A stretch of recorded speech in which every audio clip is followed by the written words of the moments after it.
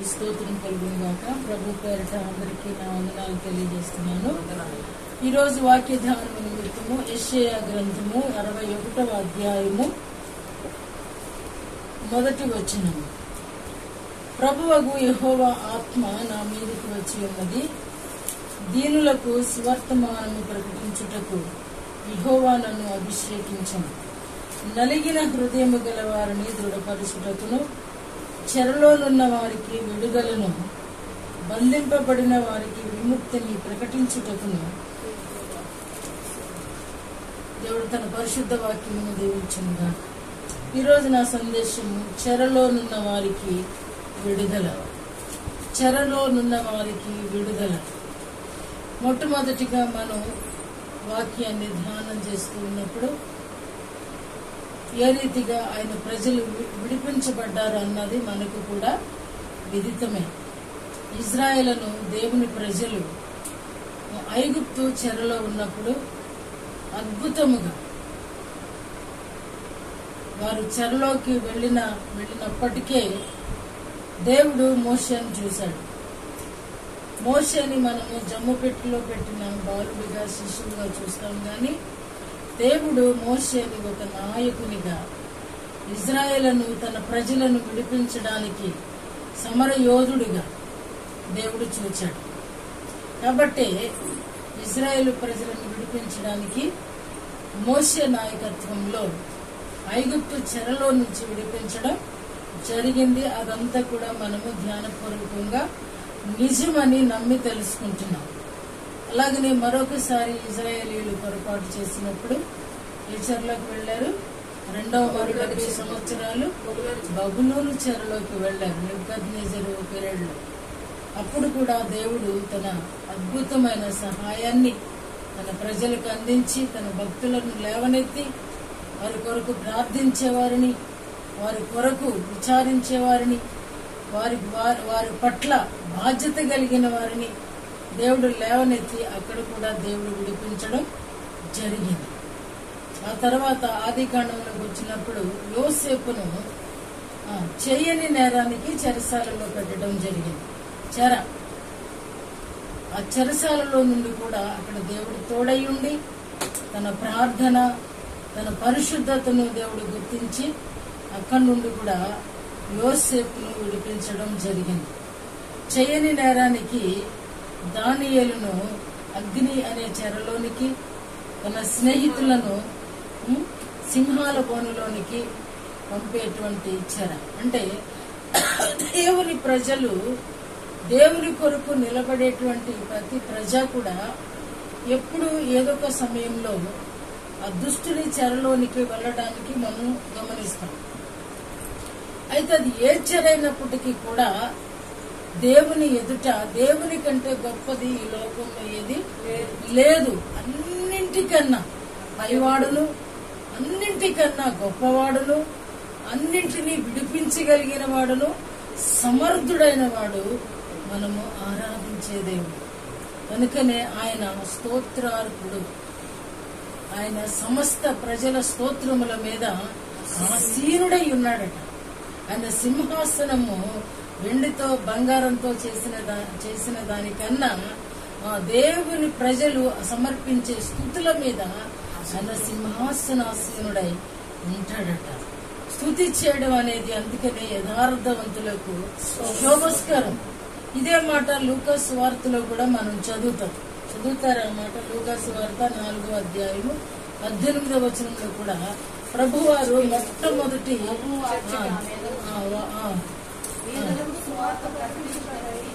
ఆయన నన్ను అభిషేకించాడు, చెరలో ఉన్న వారికి విడుదలను, గుడ్డి వారికి చూపును కలిగించుటకును, నలిగిన వారిని విడిపించుటకును, ప్రభువు దినోత్సవం ప్రకటించుటకును ఆయన నన్ను పంపి ఉన్నాడు.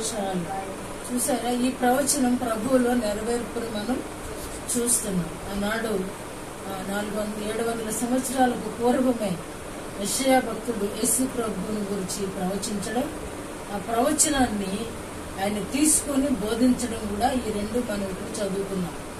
అయితే ఈరోజు మన ధ్యానం ఏమిటి అంటే చెరలో, ఎలాంటి చెరలో ఎలా ఇరుక్కున పడిపోతాం, ఇంతకు ముందే చదివి వివరించినటువంటి దానిలో నుంచే ఎగ్జాంపుల్ గా మనం తీసుకుంటే, యెహోరాము అనేవాడు యెహోషాపాతు కుమారుడు. తనకి 6 సహోదరులు ఉన్నారు. అయినప్పటికీ కూడా తన తండ్రి వీడు యోగ్యుడి కానప్పటికీ కూడా, అక్కడ అతని గురించి వ్రాయబడిన మాట అదే, తన సహోదరుల కంటే అతడు యోగ్యుడి కాడు. అయినప్పటికీ కూడా దేవుడు ఆయనకి రాజ్యాన్ని ఇచ్చాడు. రాజ్యం ఇచ్చినప్పుడు ఆ రాజ్యాన్ని పరిపాలించిన తాలూకు దాఖలాలన్నీ కూడా ఇతనికి 32 సంవత్సరాలు కాబట్టి తన తండ్రి పాలన ఎలా ఉందో తన తాత పాలనను గూర్చి కూడా తనకి విదితమే. 32 ఏళ్ళు వచ్చినట్టు తెలియదు ఏముంటుంది, అంతా తెలుసు. కానీ ఎవరిని ఫాలో అయిపోయాడనంటే భార్యను బట్టి వాళ్ళ మామగారు చేసినటువంటి దుర్మార్గానికి ఫాలో అయిపోయాడండి. ఏ చెర్లోకి వెళ్ళిపోయాడండి? దేవుని విజయంలో నుండి, దేవుని ఆశీర్వాదంలో నుండి, వారసత్వపు ఆశీర్వాదము నుండి ఎక్కడికి తొలగిపోయి ఏ చెర్లోకి వెళ్ళిపోయాడండి? ఇప్పుడు తను భార్యను అభిమానిస్తూ, అందుకనే మేకులాగా ఉండకూడదు భార్య. భార్య దొరికిన వానికి మేలు దొరుకుద్ది అంటాం. మేకైనప్పుడు ఇలాగే ఉంటుంది, దిగిపోద్ది. ఈమె అతని జీవితాన్ని ఓ విధంగా అతను నాశనం అయిపోయిందే కాదు, రాజ్యంలోకి వచ్చి వాడికి రాజ్యం ఇచ్చేసిన తర్వాత ఇంకెందుకు దురాలోచన. కానీ నరహత్య చేయడం అనేది ఎంత, సహోదరులను చంపడం అనేది ఎంత దురదృష్టకరం. అసలు దేవుడు యెహోషాపాతు చాలా క్లియర్ గా ఉన్నాడు. వాళ్ళకందరికీ కూడా ఇవ్వాల్సింది ఇచ్చాడు, ఇతనికి రాజ్యం ఇచ్చాడు. మొట్టమొదటి దుర్మార్గము ఎవరు నేర్పించుంటారంటారు? ఎవరిని చంపేటువంటి దుర్మార్గం ఎవరిదండి? ఎవరిది? మామ ఇంటి వారిది. మామ ఇంటి వారిది. తన అత్త అలాంటిదే, మామ అలాంటిదే, తన కూతురు అలాంటిదే. కాబట్టి ఇతనికి కూడా అదే అలవాటు వచ్చేసింది. అంతేకాదు అతని గురించి రాయబడిన మాట ఏంటంటే, అతనంట వ్యభిచరింప చేశాడంట. వేరే దేవతలను, అక్కడ క్రింద ఫుట్ నోట్ లో ఉంటుంది, అతడు వ్యభిచరింప చేశాడంట. వ్యభిచరింప చేశాడంట అతను. ఎంత దుర్మార్గపు క్రియ ఇది, చాలా దుర్మార్గపు క్రియ ఇది. నిజంగా దేవుని బిడ్డలు ఎంత ఈజీగా శత్రువు చెరలోనికి వెళ్లిపోతున్నారు అనేది మనం గమనించినప్పుడు ఇది మనకు అర్థం కాదండి. మనం దిగిపోతున్నాము అనేది మనకు అర్థం కాదు. హత్య చేస్తున్నప్పుడు ఎవరైనా సరే ఆ దుర్మార్గంలోకి వెళ్లిపోతున్నప్పుడు ఆ మనసాక్షి వాళ్ళని కాల్ చేయదనుకుంటా, మనసాక్షి వాళ్ళని జీవింపలేదనుకుంటా. ఈరోజు నరహత్యలు ఆ రీతిగా చేస్తున్నారని అంటే మనస్సు పనిచేయదన్నమాట. అంటే మైండ్ బ్లో అయిపోద్దేమో, బ్లాంక్ గా అయిపోద్దేమో. ఒకవేళ అది చేసే వరకు వీడికి మనస్తాపం కలుగుద్దేమో. కానీ ఎంత దుర్మార్గం చేశాడంటే, కానీ వాడు ఒక చెరలోకి వెళ్ళినప్పుడు దేవుడు వాడినే చెరలోకి లాగేశాడండి, మొత్తేడండి. దేవుడు తిన్నది అరగదు, అరిగింది బయటికి రాదు, పేగుల్లో బాధ, పొట్ట బాధ, చాలా బాధ అండి, చాలా బాధగా ఉంటుంది. అతడు అలాగే చనిపోయాడట. అతడు తిరిగి ప్రభువులోకి రాలేకపోయాడు. ఇది నిజమైనటువంటి చెర. అంటే దేవుని పిల్లలు అది ఐగుప్తు చెరని జ్ఞాపకం చేసుకున్నాం, బబులోను చెరని జ్ఞాపకం చేసుకున్నాము. తన బిడ్డలు చెరలో ఉన్నప్పుడు కూడా అక్కడి నుండి మొర్రపెట్టినప్పుడు అద్భుతమైన సహాయాన్ని ఇచ్చి దేవుడు ఆ చెర నుండి, చెరసాల నుండి కూడా, ఆ కఠినుడైన ఫరో చేతి నుండి కూడా దేవుడు అద్భుతమైనటువంటి కాపుదలను ఇవ్వడమే కాకుండా వారిని శ్రేయస్కరమైనటువంటి ప్రాంతాలకు నడిపించి వారికి స్వాస్థ్యాలనిచ్చి వారికి అధికారాలను ఇచ్చి దేవుడు ఘనపరిచాడు. నిజమేనా? కానీ ఇక్కడ అధికారంలో ఉన్నవాడు అధికార దుర్వినియోగం చేస్తూ అధికారాన్ని అనధికారంగా వాడుకొని సహోదరులను చంపేసి అతడు తండ్రి ఎవడైనా సరే, ఇక్కడ బైబిల్లో రాయబడి ఉంది, తన తండ్రినైనను తన తాతనైనను వెంబడించలేదంట. అతను ఎందుకు వెంబడిస్తాడు? కళ్ళు కావరమెక్కిపోయింది. ఎలాగండి? అత్తింటోళ్ళు పెట్టేటువంటి ఫుడ్కి అభిమానం పెరిగిపోయింది, వాళ్ళ మాటను గౌరవించడం పెరిగిపోయింది. ఫుడ్ కోసం, బిడ్డ కోసం దేవుణ్ణి అమ్మేస్తే దేవుడు ఏం చేస్తాడంటే వదిలేస్తాడు. ఆ వ్యక్తిని కంప్లీట్ గా వదిలేశాడండి. వీడు అప్పటికే యూదా రాజ్యంలో పాడు చేసేసాడు. వాళ్లే అప్పుడప్పుడే కొంచెం అటు ఇటుగా ఉన్నారు అని అంటే వీడొచ్చి ఏం చేశాడంటే పూర్తిగా వాళ్ళని సమూలంగా నాశనం చేశాడు. వాళ్ళందరూ కూడా విగ్రహాలతో వ్యభిచరించే వరకు కూడా వాళ్ళని విడిచిపెట్టలేదు. వాడు చేసిన పాలన తిప్పి కొడితే చాలా షార్ట్ పీరియడ్ 8 సంవత్సరాలు. 8 సంవత్సరాలలో మనుషుల్ని ఇంతగా పాడు చేసేయచ్చా? మరి 40 సంవత్సరాలలో ఇజ్రాయేలీలు పాడైపోయారు, కఠినమైపోయారు, దాస్యంలోకి వెళ్లిపోయారు. వాళ్ళు కఠినులైన వారు అని మనం చదువుకున్నాం కదా.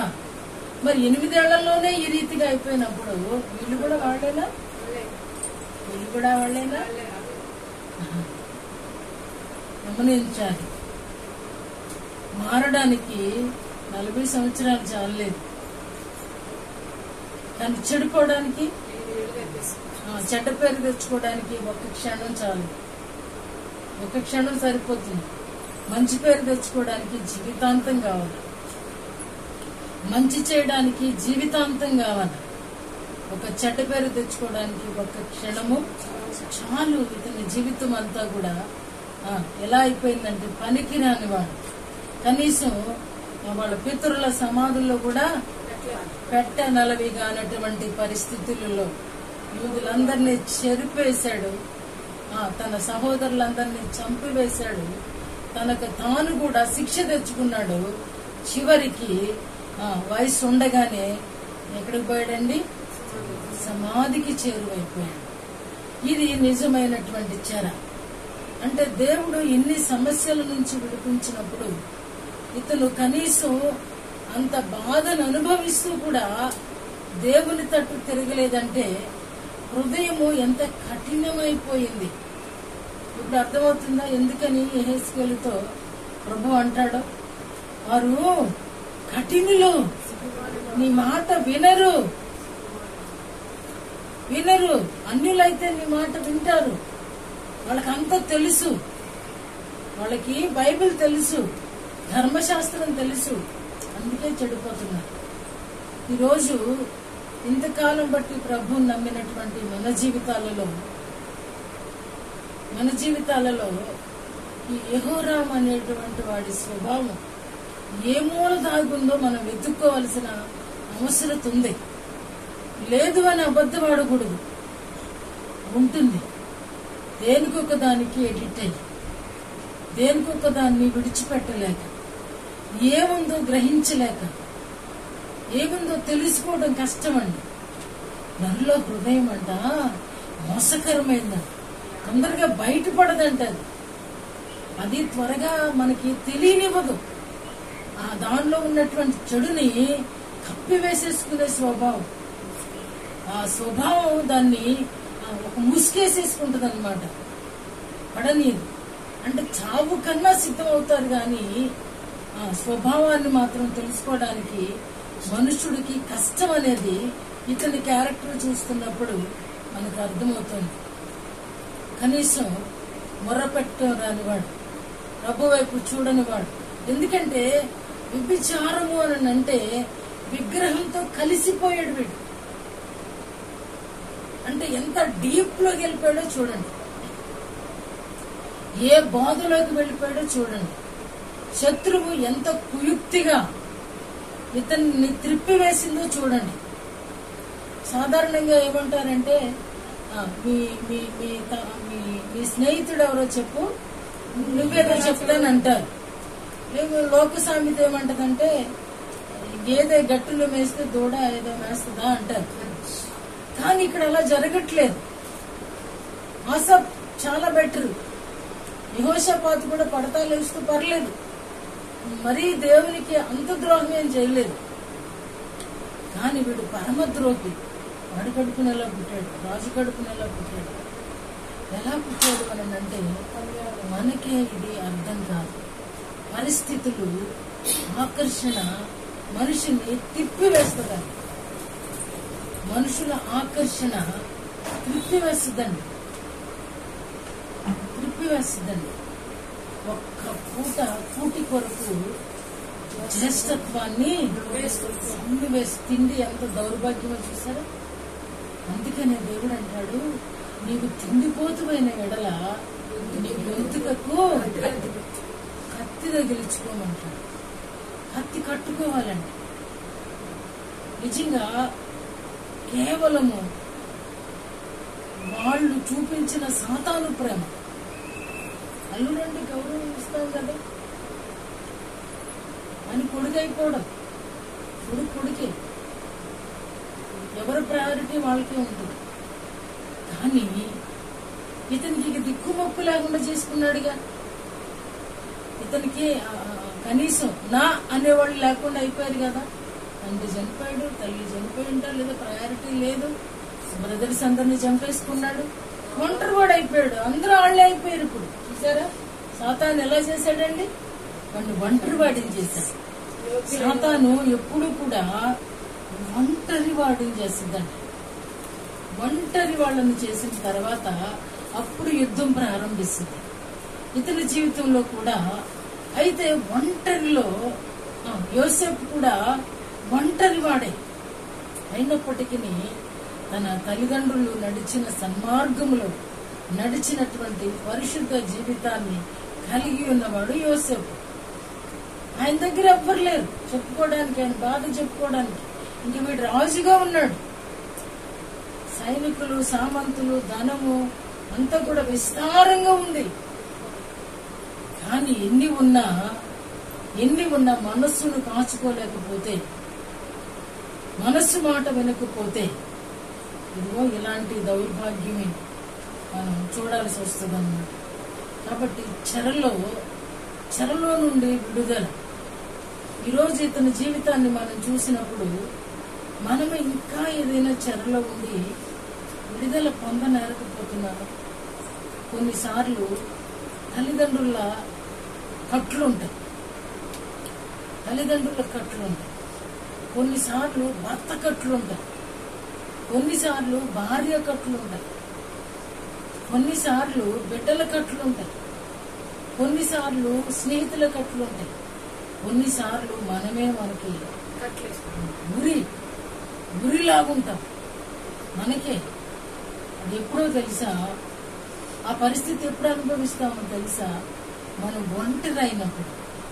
నేను ఒంటరిని అనుకున్నప్పుడు, నేనేంటి ఇలా ఉన్నాను అనుకున్నప్పుడు, నేను చాలా బాగున్నాను అనుకున్నప్పుడు, నేను అందరికంటే గొప్పగా ఉన్నాను అనుకున్నప్పుడు, నేను అందరికంటే భక్తిపరురాల్ని అనుకున్నప్పుడు, అందరికంటే నాకు ఎక్కువ తెలిసిన దానిని అనుకున్నప్పుడు, అందరికంటే నేనే అన్ని విషయాలలో నమ్మకస్తురాలని అని అనుకున్నప్పుడు, ఇవన్నీ కూడా మానవునికి సాతాను కట్టే కట్లు. అదేంటి మంచివాళ్ళు అనుకుంటాం కూడా కట్టే దేవుడొక్కడే మంచివాడు, సన్మార్గంలో నడిచినవాడు, పరిశుద్ధుడు, పవిత్రుడు, నిర్దోషి, నిష్కళంకుడు, పాపులలో చేరక ప్రత్యేకంగా ఉన్నవాడు. ఆత్మ వాళ్ళందరూ కూడా బైబిల్ చెప్తున్నది ఏమిటంటే, నీతిమంతుడు లేడు, ఒక్కడు కూడా లేడు. మరి ఆ ఒక్కడు నువ్వు అనుకుంటే ఎలా? అది కట్లు కాదా? హెచ్చించుకోకూడదు. ఎంత తగ్గించుకుంటామో దేవుడు హెచ్చించాలి, దేవుడు గుర్తించాలి. నిన్ననే మనం నేర్చుకున్నాం, మన ఫలము పరలోకంలో గొప్పదిగా ఉండాలి. ఆ గొప్ప ఫలం ఏంటి అని అంటే దేవుని రొమ్మున ఆనుకోవడం. దేవుని రొమ్మున ఆనుకోవడం. ఈ లోకంలో మనం నిజంగా బీదలుగానే ఉండాలి. అన్ని కలిగి ఉండి కూడా బేదగా ఉండటమే గొప్ప. ఏమండి, బేదోడు బేదగా ఉండటం గొప్ప కాదు. అన్ని కలిగి ఉండి కూడా టీవీ ఉంటుంది కానీ దాన్ని అలాగే బూజు పట్టించేది. బైబిల్ని కాదు బూజు పట్టించేది. ఫోన్ ఉంటుంది, అది ఎంతవరకు అని అంటే అంతవరకే. లిమిట్ ఉంది ప్రతిదానికి. ఏమండి, తినడానికి కూడా పీకల దాకా ఉండకూడదు.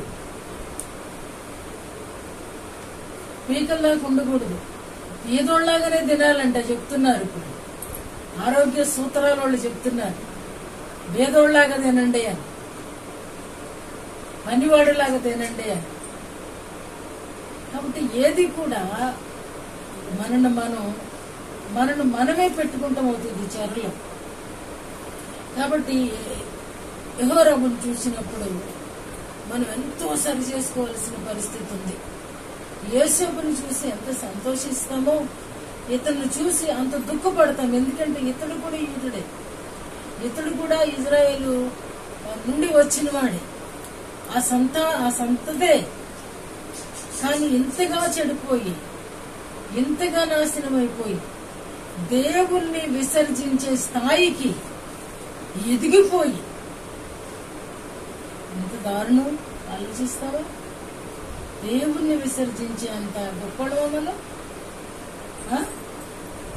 దేవుని ఆజ్ఞలు కట్టడలు ఒకటి మీరితే అంత పోయినట్టే అంటున్నాడు. మనం అనుకుంటాము ఆ చిన్నది నేను చేయలేకపోయాను అనుకుంటాం. ఆ చిన్నదే నువ్వు మానేసావంటే అసలు మొత్తం పోయినట్టే అంటుంది వాక్యం. నేను చెప్పేది నిజమేనా? కాబట్టి చెరలో ఉన్న వారికి ఈరోజు ప్రభు అంటున్నాడు, నేను విడుదలనివ్వబోతున్నాను. అది ఏ రకమైన చెరైనా దేవుడు విడిపించడానికి సిద్ధంగా ఉన్నాడు. మలాకి గ్రంథకర్త అంటున్నాడు 4వ అధ్యాయం 2వ వచనంలో, ఆయనే మనకి మన రెక్కలకు ఆరోగ్యం ఇస్తాడంట. ఆయనే మన రెక్కలకు ఆరోగ్యం ఇస్తాడంట. చదువుతారా మాట? అతని రెక్కలు ఆరోగ్యము కలుగు చేయను.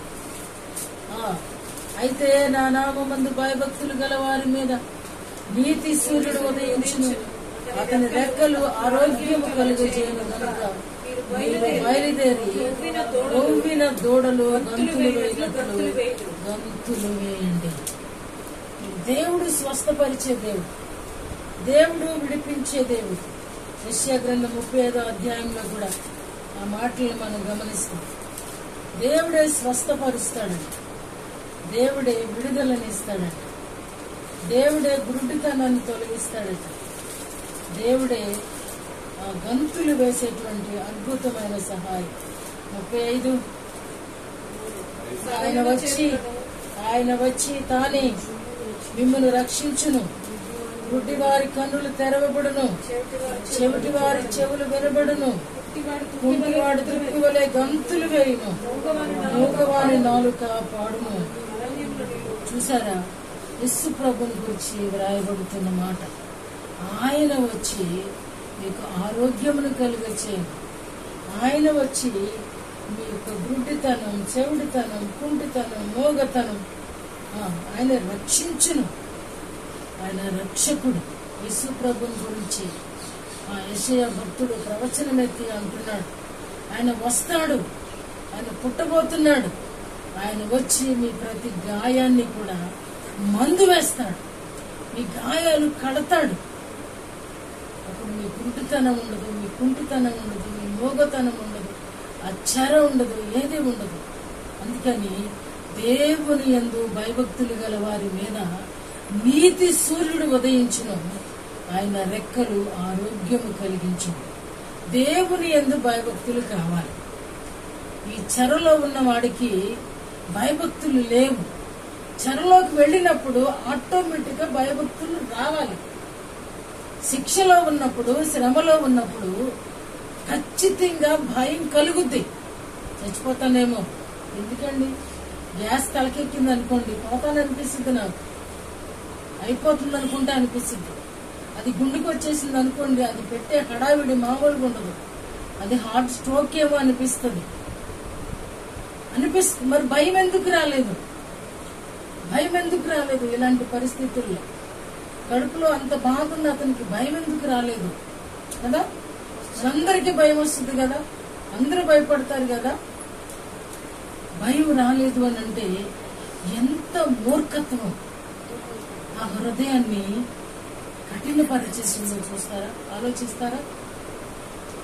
ప్రతి ఒక్కరూ కూడా మొర్రపెట్టారు.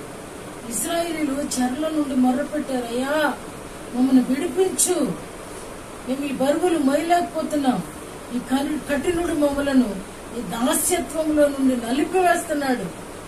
ప్రభు అంటాడు కదా, వారి మొర నా యొద్దకు చేరింది. వారు పెడుతున్న మొర నా యొద్దకు చేరింది కాబట్టి వారిని విడిపించడానికి నేను ఎన్నిక చేసుకున్నాను అంటున్నాడు. కఠిన దాస్యంలో ఉన్నప్పుడు మొర్ర పెట్టడం రాలేదు అని అంటే మూర్ఖత్వం. అది అంటే అస్సలు కొంచెం ఆవగింజంత విశ్వాసం కూడా లేదని లెక్క. మీకు ఒకటే నేను చెప్తాను, కష్టమైనప్పుడు వెంటనే చేయవాలి. గొప్ప పని ఏమిటి అని అంటే ఒంటరిగా వెళ్ళిపోవడం. ఒంటరిగా వెళ్ళిపోవడం 10 మందిలో కాదండి. ఆ ఒంటరిగా వెళ్ళిపోయినప్పుడు మీ హృదయం అంతా కుమ్మరించవచ్చు, మీ బాధ అంతా చెప్పుకోవచ్చు. నీ స్నేహితుడికి చెప్పలేనివి, నీ తల్లిదండ్రులకి చెప్పలేనివి, నీ బిడ్డలకు చెప్పలేనివి దేవునితో చెప్పుకోవచ్చు. నిజమేనండి, కొన్ని ఇలా చెప్పలేనిదని నేను ఈ మధ్యకు ఒక ఇన్ఫెక్షన్ తో నేను చాలా బాధపడ్డాను. దగ్గర 8 మాసాలు బట్టి చాలా సఫర్ అయ్యాను. ఎవరికీ చెప్పలేకపోతున్నాను. ఒకటే అనుకున్నాను, దీని ఒక్కదాని కొరకు నన్ను డాక్టర్ గారికి పంపించదలుచుకున్నావా ప్రభువా? ఓను చంపేస్తావా చంపేయి, బ్రతికిస్తావా బ్రతికిచ్చు. ఇంతకంటే గడ్డైన వాటిల్లో నేను నీ దగ్గరికి వచ్చాను. ఈరోజు డబ్బులు నేను డాక్టర్ దగ్గరికి వెళ్ళాలా? డబ్బులు లేకపోతే నువ్వా? డబ్బులుంటే డాక్టర్? నేను పోను ప్రభువా. నీకంటే బలవంతుడు, నీకంటే ధనవంతుడు నాకెవరు లేరు. అప్పుడు ఎలా ఉన్నానో ఇప్పుడు కూడా నేను అలాగే ఉండాలి. నేను కాదని నిన్ను దాటి పోను అనుకున్నప్పుడు 2వ రోజుకల్లా దేవుడు స్వస్థతనిచ్చాడు. ఆ ఒంటరితనంలోనే ప్రభుతో హృదయం విప్పొచ్చాను. ఒంటరితనంలో నేను కొంచెం వాటర్ చాలా తక్కువ తాగుతాను. దానివల్ల కొన్ని సఫరింగ్స్ ఉంటాయి, మర్చిపోతాను. అయినప్పటికీ కూడా మన దేవుడు మనల్ని మర్చిపోయేవాడు కాదు. ఆయన మర్చిపోతే తల్లి గర్భంలోనే శత్రువు నులిమి వేసి ఉండేదని, మనల్ని నలి చేసి ఉండేది. కానీ ఆయన దయారస సంకల్పమే ఈనాటి వరకు ఇంత దీర్ఘాయువునిచ్చి ఈరోజు కాపాడుచున్నది అని అంటే, ఏ చెరలో ఉన్నా మనకి ఈరోజు ప్రభు అంటున్నాడు మీకు విడుదల. అది ఎలాగా అంటే దేవుని యందు భయభక్తులు నిలపండి, ఆయన మీ రెక్కలకు ఆరోగ్యం ఇస్తాడు. ఎంతకాలం ఈ చెరలో ఉంటావు? షుగర్ చెరలో ఎంతకాలం ఉంటావు? దేవుడు అసాధ్యుడా? ఏమండి, దేవునికి సాధ్యం కాదా? దేవుడి కంటే బలమైందండి అది. ఏమండి, టాబ్లెట్లు వేసుకుంటే అనిగేది దేవుడి కంటే బలమైందా? టాబ్లెట్ వేసుకునే కదా దాన్ని ఒక లెవెల్కి తెస్తున్నారు మీరు.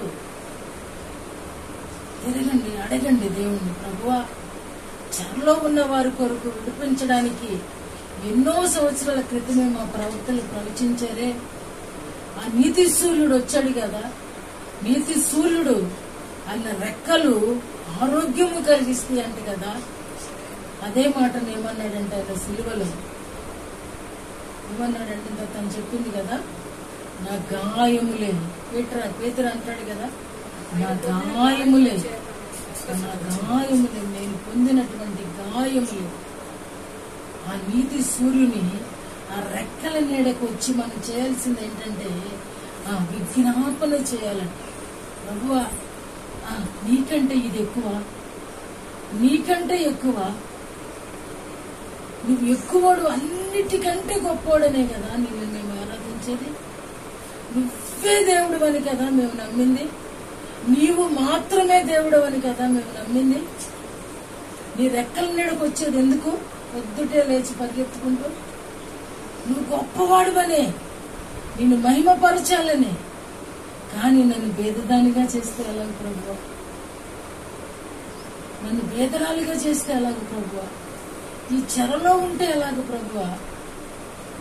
నాకు విడుదల కావాలి, నాకు విడుదల కావాలి. ఎంతకాలం ఈ శత్రు నన్ను బంధించుంచుద్ది, ఎంతకాలం దీని చెరలో ఉండి నిన్ను నేను మహిమపరచలేని దానిగా ఉన్నాను.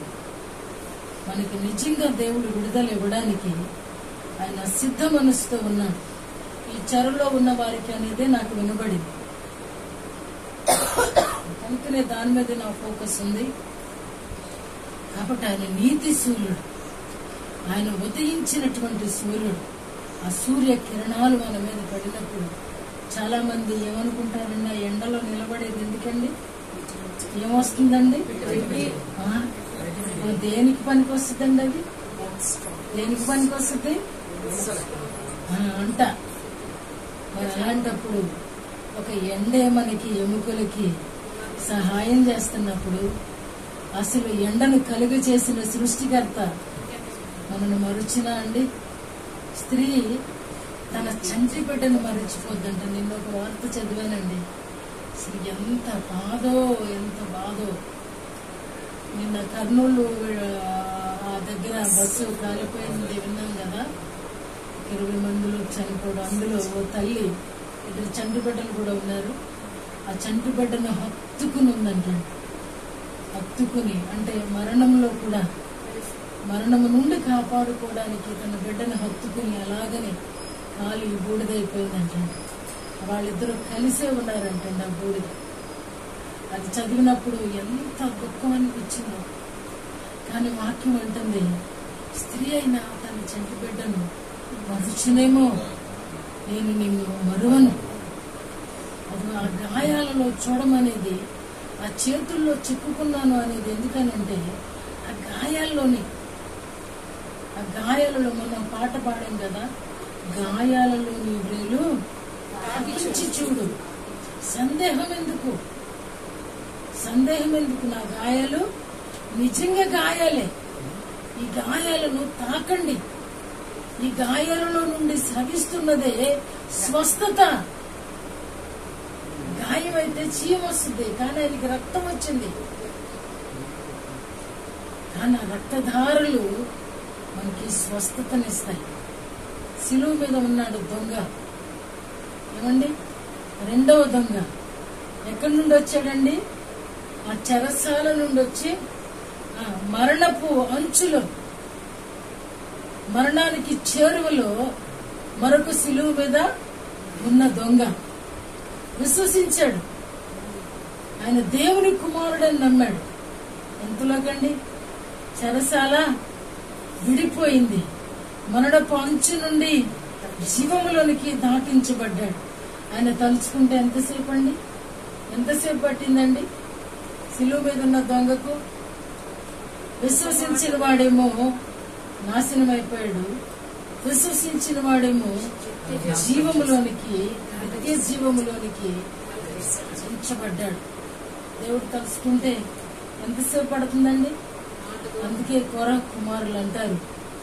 ఏమంటారు? నా చూద్దాం, అది 42వ అధ్యాయం కీర్తనల గ్రంథంలో నుంచి ఒక మాట, అద్భుతమైన మాట. అదంతా కాదు, చూసలేదు, అదంతా లేదు. దేవుని సన్నిధికి నా ప్రాణము దేవుని కొరకు తృష్ణగొనుచున్నది, జీవము గల దేవుని కొరకు తృష్ణగొనుచున్నది. నా ప్రాణము తృష్ణగొనుచున్నది. జీవము గల దేవుని సన్నిధికి. నిజంగా ఈ తృష్ణ అనేది ఉన్నప్పుడు ఏమండి తీర్చలేదండి? వీళ్ళ ఆశ తీరిందండి. ఇంత ఆశ కలిగి ఉన్నప్పుడు ఖచ్చితంగా ఆ నీతి భాస్కరుడి ఆ నీతి గల రెక్కలు తప్పకుండా మనల్ని కప్పుతాయండి. ఆయన బలము మనకి ప్రసాదిస్తాడు. మన రోగం మనకంటే బలమైంది కాదు కదా. పాపాన్ని బట్టి రోగం, వారసత్వాన్ని బట్టి రోగం, కానీ ఆ వారసత్వపు ఆశీర్వాదము యేసుక్రీస్తు ద్వారా దేవుడు మనకు అనుగ్రహిస్తూ ఉన్నప్పుడు దాన్ని ఎందుకు రిసీవ్ చేసుకోకూడదండి? నేను ఎప్పుడు చెప్పేదాన్ని, సౌత్ ఆఫ్రికా వాళ్ళు ఒక అద్భుతమైన ఆరాధన చేస్తారు. సేవకుడు వచ్చి మీరు ఈ రోజు స్వస్థత పొందుతున్నారు అని అనౌన్స్ చేశాడు అనుకోండి, సంఘం అంతా కూడా ఏమంటారంటే ఐ రిసీవ్. దేవుని గాయముల ద్వారా మీరు స్వస్థతను పొందితిరి అన్నాడు అనుకోండి, వెంటనే ఐ రిసీవ్.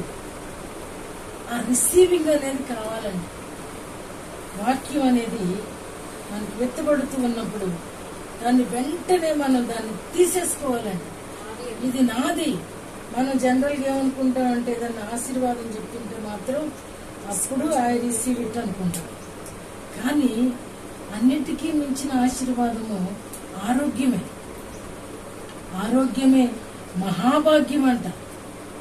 ఆరోగ్యం లేకపోతే ఎన్ని ఉన్నా సరే మానసిక సమాధానం ఉండదు. మానసిక సమాధానం ఉండదు. ఒకవేళ పాపం ఉపవాసం ఉండాలని ఆశ ఉంటుంది, కానీ శరీరం షుగర్ ఉండలేదు. అది కళ్ళు తిరిగిపోజేస్తుంది, కాళ్ళు లాగేసిన అవసరం అయితే కూర్చోబెట్టేస్తుంది. నేను చెప్పేది నిజమేనా? కానీ బాడీ సహకరించదు.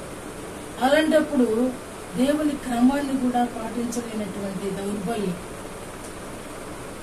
ఎందుకు మనం దీన్ని ఉంచుకోవాలి? దేవుణ్ణి అడగొచ్చు కదా. వాక్యం చెప్తుంది కదా, మీరు నమ్మితే సమస్తం సాధ్యం అంటుంది కదా. మనం ఎందుకు నమ్మలేకపోతున్నాం? యెషయా చెప్తున్నాడు, ఓ దేవుని కుమారుడు వస్తాడు, గుడ్డి వాళ్ళని బాగు చేస్తాడు, కుంటోళ్ళని బాగు చేస్తాడు, మోగోళ్ళని బాగు చేస్తాడు. ఆయన వచ్చాడు, నేను హితవత్సరం ప్రకటించడానికి, పేదలకు సువార్త ప్రకటించడానికి నేను వచ్చానని ఆయనే యాజ్ ఇట్ ఈజ్ గా చెప్పుకున్నాను. నేను వచ్చింది అందుకే. ఆయనే అంటున్నాడు, ఆయన నామందు భయభక్తులు కలిగి ఉంటే నీతి సూర్యుడు మీ మీద ఉదయిస్తాడు, మన మీద ఉదయిస్తాడు. ఆయన రెక్కలు ఆరోగ్యమును కలిగిస్తే ఎందుకు భయం ఉండకూడదు? ఏ పరిస్థితులకైనా భయపడుతున్నామే. ఇంట్లో భర్త బాధపడతాడని భయపడతారు, ఇంట్లో పిల్లలు బాధపడతారని భయపడతారు కదా. పిల్లలు అప్పుడే వస్తున్నారు అనుకోండి, ఏం చేస్తామండి? గలిబిలి లోపల. అరే చర్చికి టైం అయిపోతుంది, పిల్లలు వస్తున్నారు, చర్చికి టైం అయిపోతుంది, ఎంతో గలిబిలి. ఒక విధంగా భయం అనిపిస్తుంది. అవసరమైతే కొన్నిసార్లు కొంత టైం తర్వాత కూడా రావడానికి మనం ఆలోచన చేస్తాం. కానీ పిల్లలదే. నేను దేవుని సన్నిధికి వెళ్తే వాళ్ళు సర్దుకుంటారనే మనసు మనకి ఎప్పుడు వస్తుందో అప్పుడే మనకి భయభక్తులు ఉన్నాయనేది గుర్తించగలుగుతాం. అంటే మన పనుల కన్నా దేవుని మీద భక్తిని మనం ముందు పెట్టినప్పుడు ఖచ్చితంగా భయభక్తులు అనేది మనకి అర్థమవుతుంది.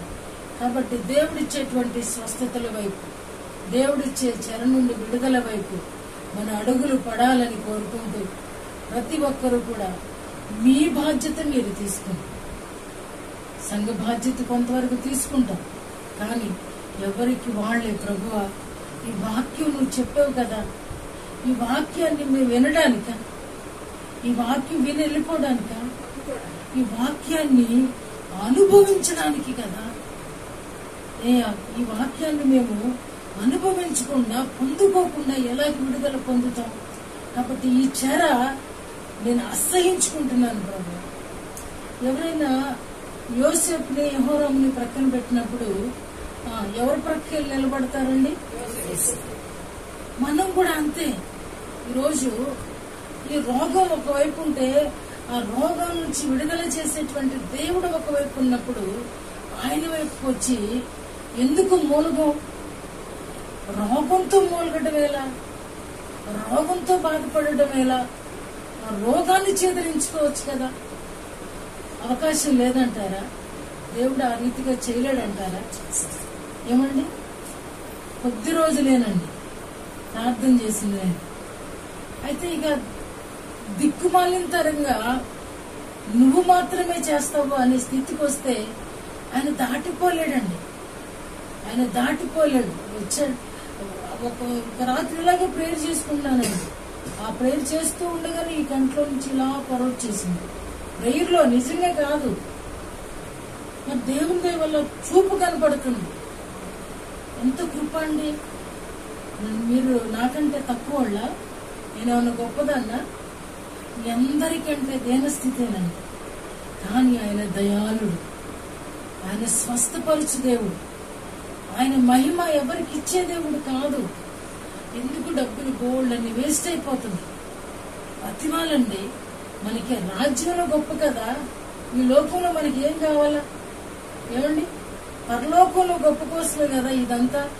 దేవుని కుమారులు అవడానికే కదా ఇదంతా. మరి ఎందుకు మన శరీరాన్ని గురువు చేసుకుంటాం?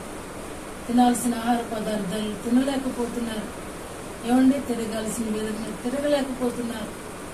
అన్ని ఇచ్చేటువంటి సమయంలో, అన్ని తినాల్సినటువంటి సమయంలో నోరుని కట్టేసుకుని ఉండాల్సి వస్తుంది.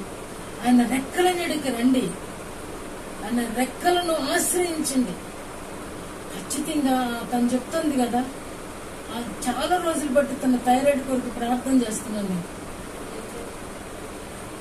తనకి కూడా సెకండ్ సాటర్డే వచ్చినప్పుడు ఖచ్చితంగా రమ్మంటాను. ఆ సెకండ్ సాటర్డే వచ్చినప్పుడు తనకి కూడా ఎక్కువ సెలవులు ఉంటాయి. అయినప్పటికీ ఒకరంటే దేవుడికి ఇష్టం, ఒకరంటే తక్కువ ఇష్టం కాదండి. అందరి మీద భక్తిహీనుల ఎడలను ఆయన వర్షము కురిపించే దేవుడై ఉన్నాడు.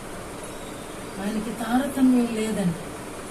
కాబట్టి ఆ చెర నుంచి విడుదల పొందాలని, చెర నుంచి కంప్లీట్ గా విడుదల పొందాలని. నిన్నటి దినమే చదువుకున్నాం. ఏడ్చేవారంట నవ్వుతారంట. ఏమండి, ఆకలైన వాళ్ళంటే తృప్తిపరచబడతారట. అది ఎప్పుడు అని అంటే ఆయన సన్నిధిని మనం అనుభవించినప్పుడు. ఆయన సన్నిధిలో ఇక్కడ అనుభవిస్తాము. మరణం తర్వాత ఆయనతో కూడా ఉండే ధన్యత దేవుడు అనుగ్రహించబోతున్నాడు. అంతమంది సజీవంగా దహనం అయిపోయారు. వాళ్ళ గురించి ఆలోచించినప్పుడు నిజంగా టికెట్స్ అన్ని ఎక్కడికండి? బెంగళూరు కాదండి, డైరెక్ట్ టికెట్. నిజంగా ఒక్క ప్రార్థన పరుగున్నా అబ్బాస్ కాపాడేటువంటి వాడేమో. నిజంగానండి, ఎప్పుడు ప్రయాణం చేసేటప్పుడు అంత డీప్ గా నిద్రపోకూడదండి. మెలుకుగా ఉన్న వాళ్ళందరూ కూడా కాపాడబడ్డారు. మెలుకుగా ఉన్న వాళ్ళు అద్దాల్లో నుంచి బయటకు వచ్చారంట. ఒక 4 సాక్ష్యం చెప్తున్నారు. బాగా డీప్ గా 3 గంటలంటే ప్రమాదకరమైన పరిస్థితి. 4 గంటల నుంచి దేవుని ప్రత్యక్షతను వచ్చే పరిస్థితి. మీరు ఎక్కడైనా గమనించండి, 3 గంటలప్పుడే యాక్సిడెంట్ జరుగుతుంది. కాబట్టి అది మెలుకుగా ఉండవలసిన సమయం. అందుకని లేచి చిన్న ప్రార్థన చేసుకుని మన కుటుంబాలకు కంచి వేసుకోవాలి. ఉన్ని వాళ్ళు ప్రయాణం చేస్తున్నప్పుడు, చుట్టూ వాళ్ళు ప్రయాణంలో ఉన్నప్పుడు వాళ్ళు గమ్యం చేరే వరకు ప్రేయర్లోనే ఉంటాను. ఎందుకంటే మనకు తెలిసిన ఆయుధం అదే. దేవుడు మనకిచ్చిన ఆయుధం అది. దేవుడు క్రైస్తవుడికి ఇచ్చినటువంటి పరమాయుధం ప్రార్థనేనండి. నువ్వు ఏ పరిస్థితుల్లో చేసినా, ఎక్కడ నుండి చేసినా, ఏమండి, ఏ మనసుతో చేసినా కొన్నిసార్లు ఆయన ఆలకించి వెంటనే జవాబిచ్చే దేవుడు. నమ్మదగిన వాడు, గొప్పవాడు. కాబట్టి ప్రతి వారు కూడా ఏ చెరలో ఉన్నప్పటికీ ఆయన విడుదల చేస్తానని చెప్తున్నాడు. ఆయన మాట నమ్మదగినది. కాబట్టి నమ్మి ఆయన ఎందుకు విశ్వాసం ఉంచి మీకోసం మీరు ప్రార్థన చేసుకోండి. మీ కొరకు మీరు అంగలార్చండి. దేవుడు అన్నిటి నుండి విడుదల ఇవ్వగలడు. కనీసం మీరు కొన్నిట్లో నుంచి విడుదల పొందితే మీకే విశ్వాసం వస్తుంది. ఎన్నోసార్లు చాలా మందుల కొరకు ప్రయత్నం చేస్తారు టీచర్ గారు, చివరికి వచ్చి ఆయన కాళ్ళు పట్టుకోవటం అని. నేను అబద్ధం చెప్పట్లేదు, ఆవిడ అడిగింది అయిపోయిందని చెప్తాను. చివరికి స్వస్థత మళ్ళీ ఆయన చేతుల్లో. ఈ లోపు 2-3 డాక్టర్లకి ఫీజులు డబ్బులు దాన్ని ఆ మందులు కూడా వేసుకోరు. ఆ మందులు కూడా కొన్నిసార్లు వేసుకోరు.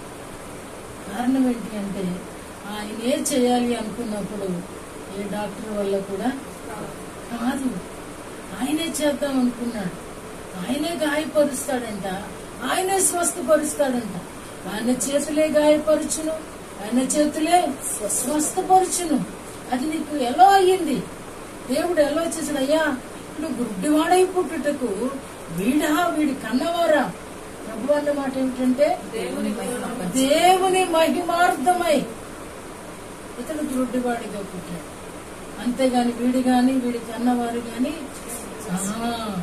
కాదు. కొన్నిసార్లు దేవుడు స్వస్థపరచడానికి ఆ వ్యాధి అలో చేస్తే, సోరియాసిస్ వచ్చినప్పుడు ప్రభు నన్ను అదే అన్నాడు, నీ మరణము కొరకు కాదు నా మహిమ కొరకు వచ్చింది అన్నాడు. నిజంగా అద్భుతమైన దేవుడు మన దేవుడు, మన బాధ్యతలు తీసుకునే దేవుడు, మనల్ని మోసే దేవుడు. కాబట్టి ఎందుకు పుట్టినే ఏ పరిస్థితిలో ఉన్నా, నేను షుగర్ ఎగ్జాంపుల్ చెప్పాను, ఏ వ్యాధి అయినా సరే, ఏ బాధ అయినా సరే దేవుని మీద పడినప్పుడు ఆయన త్రోసి 2 అడుగులు దాటిపోయే దేవుడు కాదు.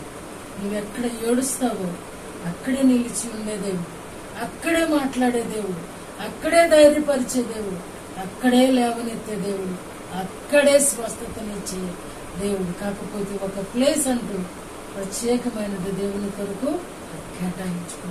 కాబట్టి సంపూర్ణమైన స్వస్థత కొరకు ఈ వారం అంతా ప్రయాసపడండి, సాక్షులుగా నిలబడాలని ప్రభు పేరిట హెచ్చరిక చేస్తూ నా మాటలు ముగిస్తున్నాను. ప్రభు తన మాటలు దీవించుకున్నాక ఆమేన్. అలాగే కూర్చోండి. వివాహ ప్రకటన